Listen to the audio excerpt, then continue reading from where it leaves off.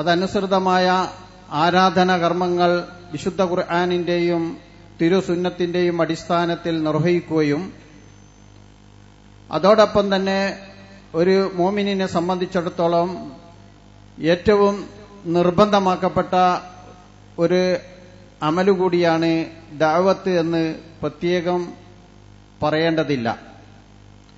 ഈ ഒരു ലക്ഷ്യം മുൻനിർത്തിക്കൊണ്ട് തന്നെ ശക്തമായ ദഅവത്ത് പ്രവർത്തനവുമായി നമ്മൾ വളരെ മുന്നോട്ട് പോയിക്കൊണ്ടിരിക്കുകയാണ്.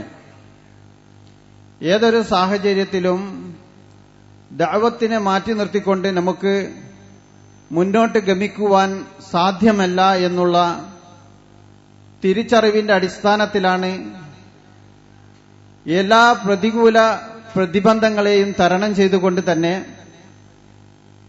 വിശ്വാസികളായ നമ്മെ സംബന്ധിച്ചിടത്തോളം ദഅവത്ത് മാറ്റി നിർത്തിക്കൊണ്ടുള്ള ഒരു ചിന്ത പോലും മനസ്സിലേക്ക് കടക്കുക സാധ്യമല്ല.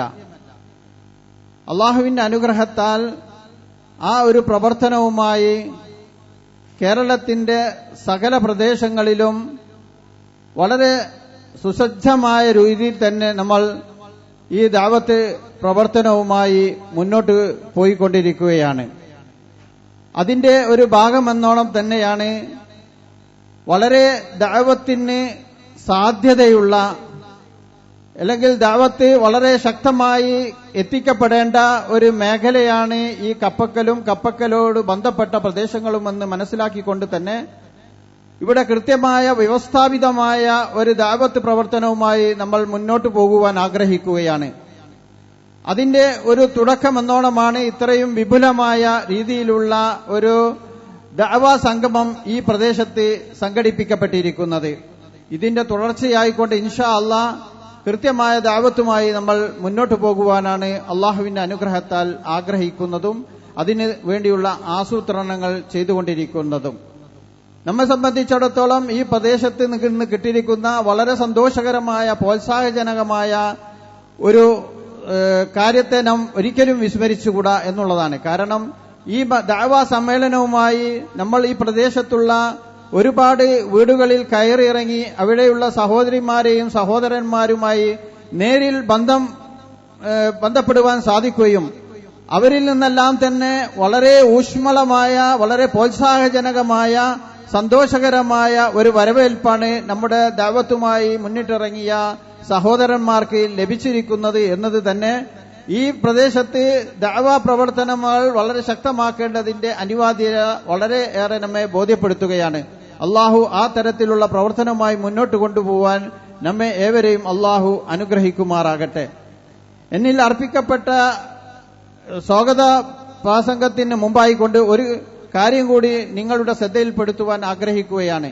കാരണം ഞാൻ സൂചിപ്പിക്കപ്പെട്ടതുപോലെ ദഅവത്തിന്റെ മാർഗത്തിൽ ഏതെല്ലാം കാര്യങ്ങൾ ചെയ്യുവാൻ സാധിക്കുമെന്ന് വളരെ കാര്യമായി ആലോചിക്കുകയും ചിന്തിക്കുകയും അതിന്റെ അടിസ്ഥാനത്തിൽ അതിന് രൂപം നൽകിക്കൊണ്ടിരിക്കുന്ന ഒരു സാഹചര്യത്തിൽ വളരെ അനിവാര്യമായി നമുക്ക് മനസ്സിലാക്കുവാൻ സാധിച്ചത് വളരെ ഈ രംഗത്ത് വളരെ വ്യവസ്ഥാപിതമായ സ്ഥാപനങ്ങൾ ഉയർന്നു വരേണ്ടതുണ്ട് എന്ന് മനസ്സിലാക്കുകയാണ് നമ്മുടെ നേതാക്കന്മാർ ചെയ്തിട്ടുള്ളത്.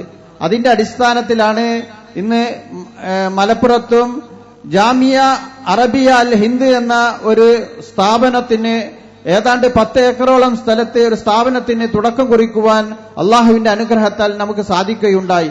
അതിന്റെ ഇൻഫ്രാസ്ട്രക്ചറുകളും കാര്യങ്ങളുമെല്ലാം തുടങ്ങുന്നതിന് മുമ്പ് തന്നെ സാഹചര്യത്തിന്റെ അനിവാര്യത മനസ്സിലാക്കിക്കൊണ്ട് അതിന്റെ ഒരു താൽക്കാലികമായ ഒരു കെട്ടിടത്തിൽ അതിന്റെ പഠന കേന്ദ്രം ആരംഭിക്കുകയും അത് അള്ളാഹുവിന്റെ അനുഗ്രഹത്താൽ വളരെ ഭംഗിയായി മുന്നോട്ട് പോയിക്കൊണ്ടിരിക്കുകയും ചെയ്യുകയാണെന്ന കാര്യം വളരെ സന്തോഷപൂർവ്വം ഇവിടെയുള്ള ആളുകളെ അറിയിക്കുവാൻ ആഗ്രഹിക്കുകയാണ്.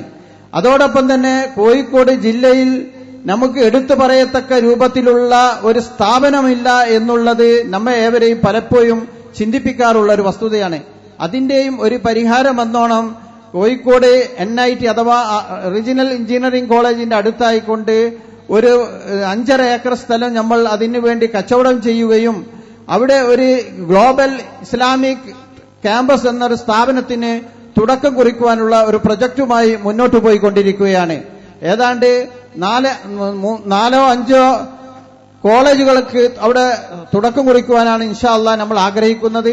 അവിടെ ഹിഫ്ള് പഠിക്കുവാൻ ഉപകരിക്കുമാറുള്ള ഒരു ഹിഫ്ള് കോളേജും അതുപോലെ തന്നെ ആ പ്രദേശത്ത് ഇന്ത്യയിലെ വ്യത്യസ്തങ്ങളായ ഭാഗങ്ങളിൽ നിന്ന് വന്നു ചേർന്നിരിക്കുന്ന പ്രൊഫഷണൽ സ്റ്റുഡന്റ് ഏതാണ്ട് 5000-ഓളം പ്രൊഫഷണൽ സ്റ്റുഡൻസുകൾ താമസിക്കുന്ന ഒരു വിദ്യാഭ്യാസ മേഖലയാണ്. ആ മേഖലയിലുള്ള കുട്ടികൾക്ക്, മുസ്ലിം കുട്ടികൾക്ക് പ്രത്യേകിച്ചും ഇസ്ലാമിക പഠനങ്ങൾ നൽകിക്കൊണ്ട് നല്ലൊരു ദായിമാരെ വാർത്തെടുക്കുവാനുള്ള ഒരു പ്രൊഫഷണൽ ഹോസ്റ്റലും അതോടൊപ്പം തന്നെ ഇന്ന് സമൂഹത്തിൽ ഏറെ അനിവാര്യമായി തീർന്നിരിക്കുന്ന ഒരു ഇസ്ലാമിക് സ്കൂൾ, ഇസ്ലാമിക് സ്കൂളിന്റെ ആവശ്യം. അതുകൊണ്ട് തന്നെ ഇസ്ലാമിക് ഓറിയന്റഡ് ആയിട്ടുള്ള ഒരു ഇന്റർനാഷണൽ സ്കൂളും ആ ക്യാമ്പസിൽ തുടങ്ങുവാനുള്ള ഒരു പദ്ധതി പ്രൊജക്റ്റിൽ ഉൾപ്പെടുത്തിയിട്ടുണ്ട്. അതുപോലെ ഒരു ദഅവ കോളേജ് ഉൾപ്പെടുത്തിയിട്ടുണ്ട്. ഇങ്ങനെ പള്ളി, അതുപോലെ റഫറൻസ് ലൈബ്രറി, ഇങ്ങനെ വിപുലമായ വളരെ സമൂഹത്തിന് അനിവാര്യമായ ദീനീ രംഗത്ത് വളരെ അത്യാവശ്യമായി തീർന്നിരിക്കുന്ന ഇത്തരം സ്ഥാപനങ്ങൾ ഉൾക്കൊള്ളിച്ചുകൊണ്ടുള്ള ഒരു ഗ്ലോബൽ ഇസ്ലാമിക് ക്യാമ്പസിന് തുടക്കം കുറിച്ചിട്ടുണ്ട് എന്ന വിവരം അറിയിക്കുവാനും ഈ സന്ദർഭം ഞാൻ ഉപയോഗപ്പെടുത്തുകയാണ്. ഞാൻ എന്റെ കർത്തവ്യത്തിലേക്ക് കടക്കുകയാണ്. ഈ ദഅവാ സമ്മേളനം ഉദ്ഘാടനം ചെയ്യുന്നത് ബഹുമാനപ്പെട്ട കേരള കുവൈത്ത് ഇസ്ലാമിക് ഇസ്ലാഹി സെന്ററിന്റെ പ്രസിഡന്റായിരിക്കുന്ന ബഹുമാനപ്പെട്ട PN അബ്ദുൽ ലത്തീഫ് മദനി അവർകളാണ്. ഞാൻ അദ്ദേഹത്തിന് ഈ സംഗമത്തിലേക്ക് സാദരം സ്വാഗതം ചെയ്യുകയാണ്. അതോടൊപ്പം തന്നെ ഈ സമ്മേളനത്തിന് അധ്യക്ഷത വഹിക്കുന്നത് ബഹുമാനപ്പെട്ട അബ്ദുർ റഹൂഫ് നദ്വി അവർകളാണ്. അദ്ദേഹത്തെയും ഞാൻ സ്വാഗതം ചെയ്യുകയാണ്. അതുപോലെ വേദിയിൽ ഉപവിഷ്ടരായിരിക്കുന്ന എല്ലാ സഹപ്രവർത്തകരെയും ഈ സമ്മേളനത്തിലേക്ക് സ്വാഗതം ചെയ്യുകയും അതോടൊപ്പം ഈ പ്രസംഗം, ഈ സമ്മേളനം ശ്രവിക്കാൻ എത്തിച്ചേർന്നിരിക്കുന്ന എല്ലാ സഹോദരി സഹോദരന്മാരെയും ഒറ്റവാക്കിൽ സ്വാഗതം ചെയ്തുകൊണ്ട് ഞാൻ എന്റെ വാക്കുകൾ അവസാനിപ്പിക്കുകയാണ്. ഇതിന്റെ നിയന്ത്രണം ഏറ്റെടുക്കുവാൻ ബഹുമാനപ്പെട്ട അബ്ദുറഹഫ് നദ്വി അവരുടെ ആവശ്യപ്പെട്ടുകൊണ്ട് ഞാൻ അവസാനിപ്പിക്കുന്നു. വആഖിറു ദഅവാന അനിൽ ഹംദുലില്ലാഹി റബ്ബിൽ ആലമീൻ. അസ്സലാമു അലൈക്കും.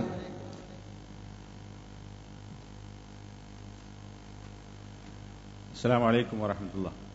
إن الحمد لله نحمده ونستعينه ونستغفره ونعوذ بالله من شرور أنفسنا ومن سيئات أعمالنا